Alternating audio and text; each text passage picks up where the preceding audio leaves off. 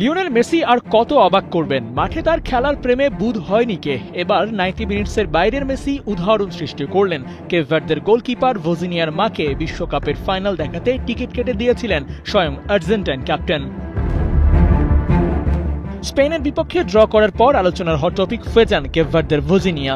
আর্জেন্টিনার বিপক্ষেও দলটির পারফরমেন্সের কারণে আলোচনায় আসেন এই গোলকিপার। তবে সেসব ছাপিয়েও বেশি আলোচনায় আসেন মাকে খেলা দেখাতে না পারায় কান্নায় ভেঙে পড়ার কারণে। আর সেটা দেখার পর তার মাকে নিয়ে আসা হয় যুক্তরাষ্ট্রে ছেলের খেলা মাঠে বসে দেখানোর জন্য।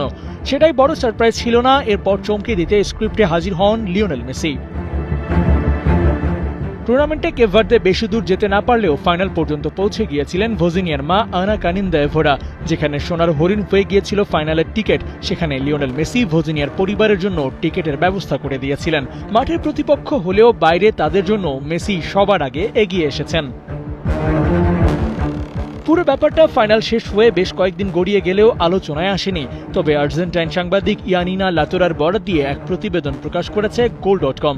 লাতোরের দাবি, শুধু ভজিনিয়ার পরিবারের জন্যই না, মেসি আরও বেশ কয়েকজনের জন্য ফাইনালের টিকিটের ব্যবস্থা করে দিয়েছিলেন। তাদের মধ্যে ভজিনিয়ার ফ্যামিলির কথাটা ভুলে যাননি, বরং ওই পরিবারটি আলাদা করে আলোচনা এসেছে। ভজিনিয়ার জন্য ব্যাপারটা অবশ্য স্পেশাল হওয়ার কথা এই কারণে যে ভজিনিয়ার সবচেয়ে প্রিয় খেলোয়াড় লিওনেল মেসি। কেপ ভার্দে বনাম আর্জেন্টিনা ম্যাচের দিন মেসির সাথে জার্সি বদলও করেছিলেন। এরপর তো মেসি তার উদারতা দেখিয়েছেন সাধ্যমতো।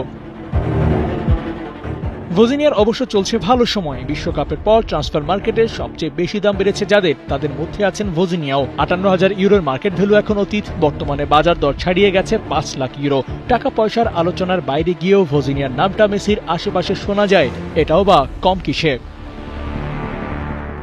আবু নাইম, 71।